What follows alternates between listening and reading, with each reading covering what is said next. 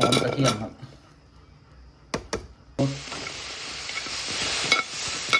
เลี้ยงในที่ครับเอามาตำครับไปเก็บเลย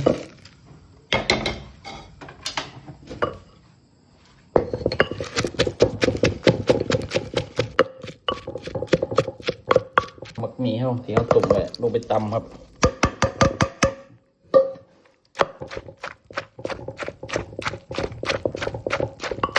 ด้วยชูรส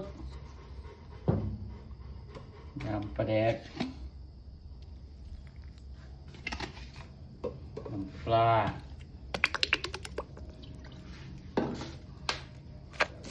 เข้ากัน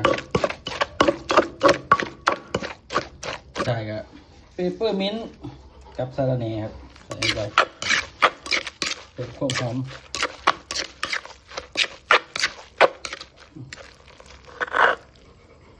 เรียบร้อยครับผมซุปหมักหมี่